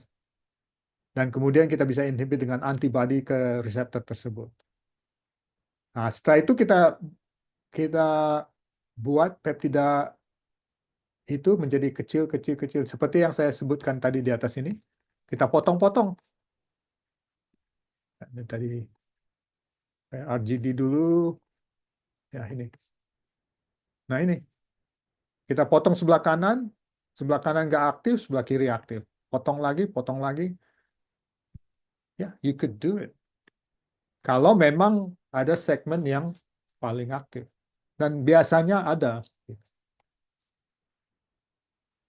Tapi ada juga protein yang harus intact gitu. Kayak ada diabetic protein, similin, dia harus 35 amino acid atau 32, nggak bisa dipotong gitu. Tapi ada ya kayak RGD. Di laboratorium saya juga kita memotong like iChem itu jadi kecil gitu, jadi 6 amino acid. Nah, ya, yang kita lakukan di sini juga ada murid saya Marlin ya. Marlin tuh sekarang lagi di sini nih sekarang Marlin. Dia itu yang menemukan yang namanya ADT peptide waktu dia master di sini ya. ADT peptide itu datangnya dari cadherin ya. Cadherin itu protein yang membuat zipper di blood-brain barrier. Ternyata dia bisa membuka blood-brain barrier. Nah, kita bisa mengirim antibody protein dari protein yang dia lakukan research. Jadi dia buat cyclic peptide dari memotong-motong. Tadinya ada murid saya yang sebelumnya, tapi dia yang mengoptimasi. Ya. Dia lagi di sini 6 bulan. Ya, mungkin kembali ke sana ngajar gitu. Dia fokusnya sekarang optimasi atau mempelajari bagaimana memformulasi antibody ya supaya stabil. Ya gitu, asalnya dari simple thing. We have to, ya. Yeah. Good question. Ada lagi? Mungkin saya ingin bertanya, Prof. Silakan, Bu. Ya, jadi saya pernah mendengar diskusi lah dengan seseorang. Kemudian tadi mengenai mekanisme, saya sangat setuju sekali bahwa we should understand the mechanism ya. Kemudian kita nanti menargetkan mau yang mana yang akan kita target jalurnya dan sebagainya.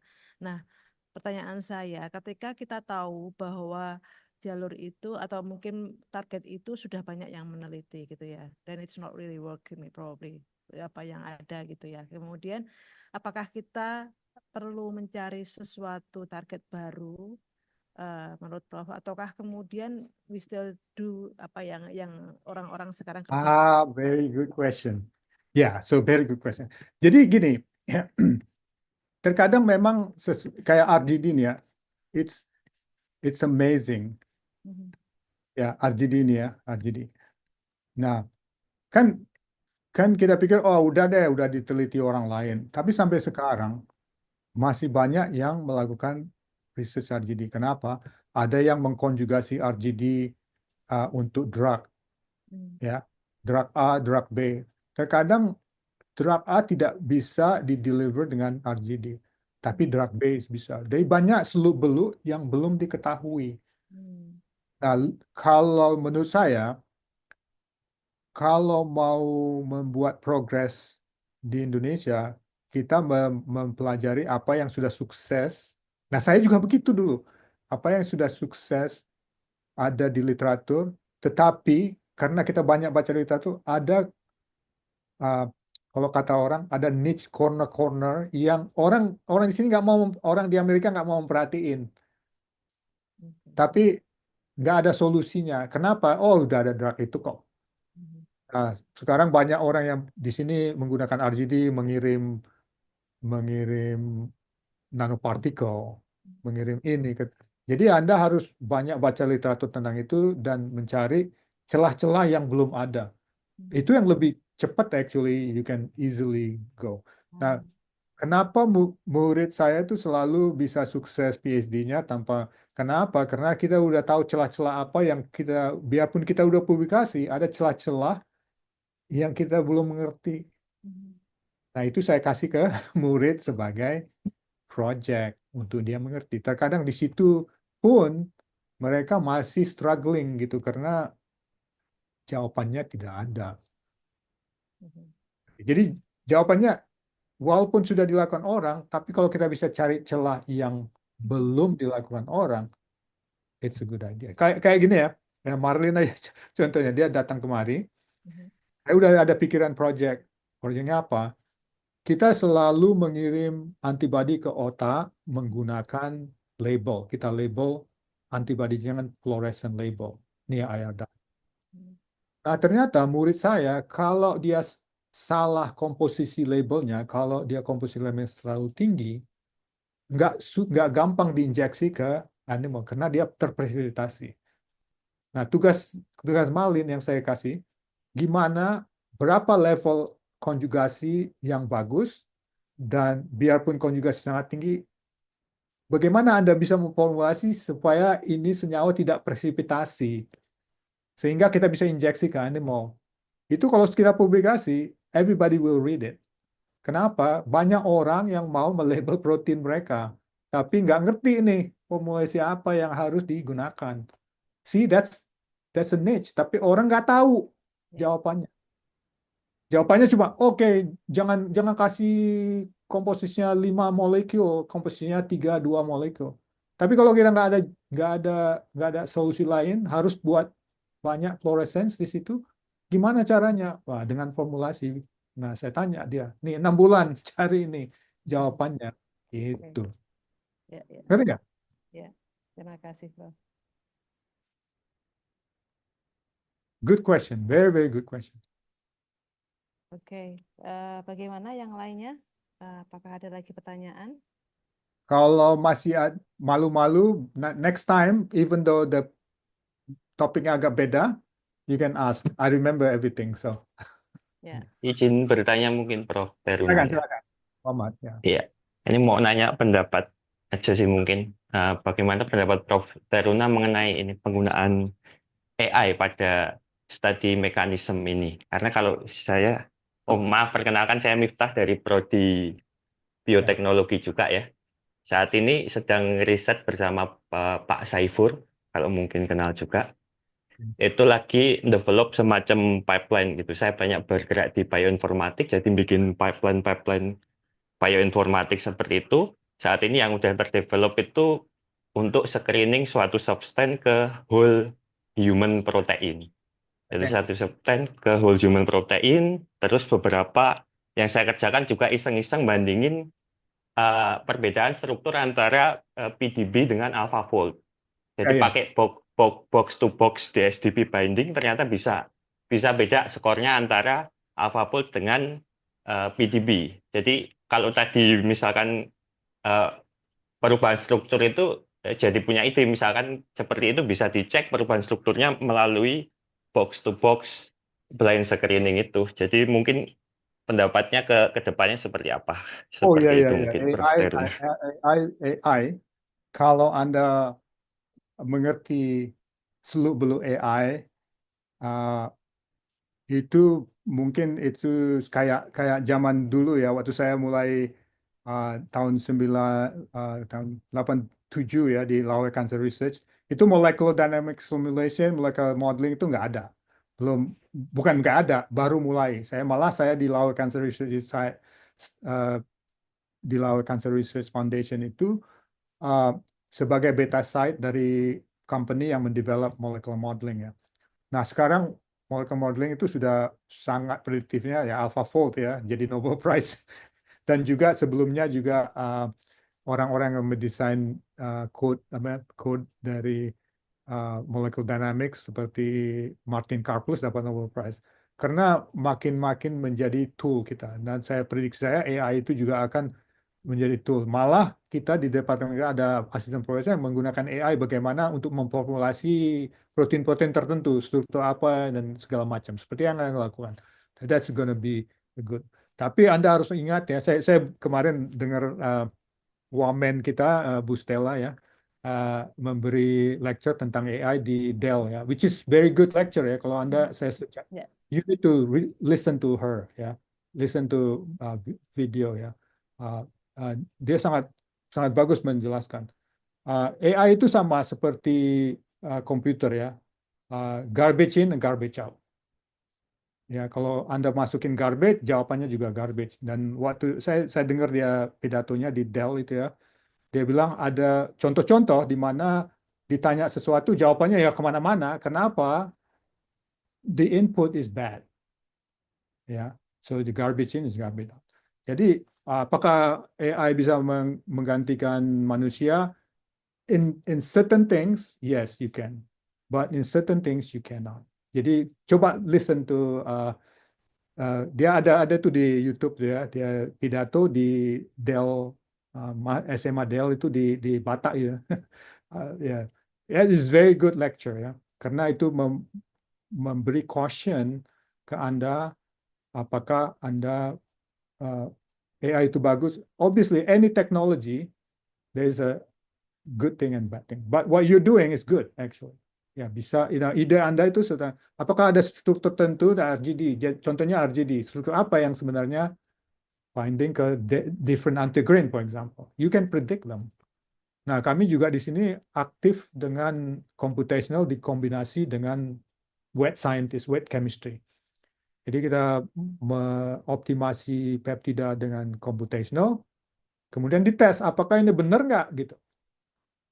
Nah, nggak 100%, but you have to test it. But there is a place for AI for that. Yeah, it's a good way. It's a good time to develop your it's way of the future. Kayak saya ingat dulu molecular modeling. Ya. Oke. Terima kasih, Prof. Teruna.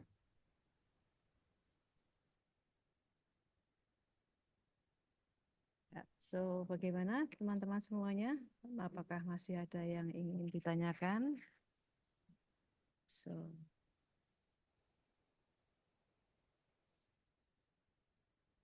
Okay, Almost Sudah 2 hours. ya, I think it's okay ya, sudah cukup lama dan kemudian juga sangat menarik sekali ya apa yang disampaikan Prof. Teruna. Rasanya apa mungkin later next kita bisa bertanya lagi, but it's already like 2 hours ya, hampir di sini juga hampir jam 10 gitu ya, Prof ya. Probably apa mungkin kita bisa selesaikan untuk perkuliahan hari ini ya. Kita bertemu lagi besok Besok. pada waktu yang sama ya. Yeah. Alright, guys. Terima kasih sekali Prof. Teruna untuk ini ya, untuk pencerahannya, dan semua teman-teman semuanya terima kasih atas kehadirannya. Kita tunggu untuk pertemuannya besok ya pada saat kuliah berikutnya. Terima Oke, kasih guys. Prof. Teruna ya, matur nuwun. Terima kasih, Prof. Terima Selamat kasih, malam. Terima Prof. kasih, Teruna. Prof. Terima kasih, Prof. Terima kasih, Prof. Terima kasih, Bye. Prof. Ya, sama-sama. Tanya. Terima kasih, Pak.